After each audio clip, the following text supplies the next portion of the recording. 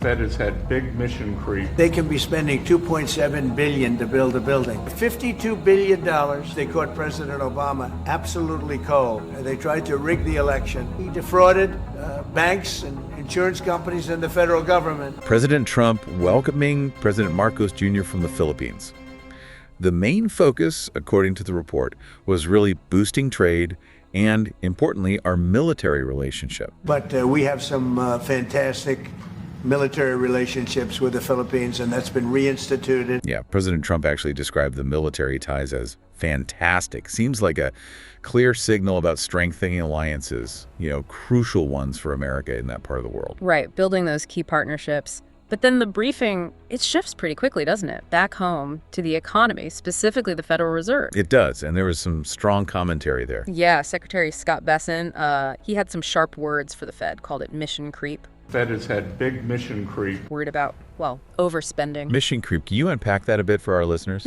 Sure. Basically, it's the idea that the Fed might be, stretching its job description, going beyond just keeping employment up and prices stable. Bessent's point was the Fed needs to stay in their lane. And do what specifically? Critically, cut interest rates and cut them now. The idea is to give the economy a real boost. It's framed as, common sense fiscal policy in the report. That theme of fiscal responsibility, it carries over, doesn't it? I saw the part about the building project cost. Oh, yeah. President Trump's reaction to that $2.7 billion figure. It's inconceivable, I know the Fed very well, that they can be spending $2.7 billion to build a building. $2.7 billion for one building project. It's staggering. He called it inconceivable. I mean, it really makes you wonder about government spending, doesn't it? Bureaucratic waste. Absolutely. Numbers like that, they always spark debate about, efficiency and oversight. Is the money being spent wisely? Exactly. And then shifting gears, again, back to international relations, specifically China. Right. The report mentioned U.S.-China ties. President Trump apparently noted some improvement there. Because we're getting along with China very well. We have a very good relationship. In fact, the magnets. Yeah, specifically with magnet imports. He said things are coming out very well. And magnets are coming in, quote, in record numbers. So a more pragmatic approach, maybe. Finding areas where trade works for American business, even with all the other complexities. Seems like it. But then the tone of the briefing takes a really serious turn. It gets into some pretty heavy political territory. Election integrity. Okay. The report details President Trump's accusation, alleging that former President Obama was, his words, absolutely cold in leading efforts to rig an election. The witch hunt that you should be talking about is they caught President Obama absolutely cold, Tulsi Gabbard. They tried to rig the election. Wow, that's a major claim. It is. He's quoted saying they got caught and insists on very severe consequences. He even named names Hillary Clinton, Joe Biden, James Comey, John Clapper. It's presented as an extremely serious matter. Definitely a serious allegation. And the report didn't stop there with accusations, did it? No, it didn't.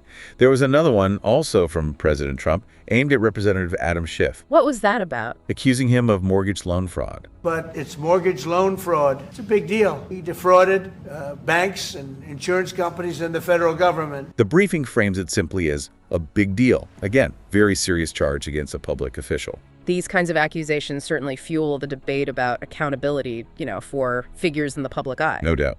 Then the focus shifted to university funding, Harvard specifically. Yes, the endowment issue. Exactly. President Trump pointed out Harvard gets $7 billion in federal funds. $52 billion. They get huge tax incentives and tax breaks on that $52 billion. Yet sits on a $52 billion endowment. Plus, they get huge tax breaks. Right. He seemed to back the idea that, quote, a big part of it's going to be how much money Harvard gets in the future, and they're not going to get very much, suggests a real rethinking of taxpayer money going to, elite schools like that. It's a debate about value and public benefit, essentially. Where should taxpayer dollars go? Precisely. And finally, the briefing wrapped up with a really critical topic, immigration and border security. Always a major focus. What did the report say? President Trump made a stark claim.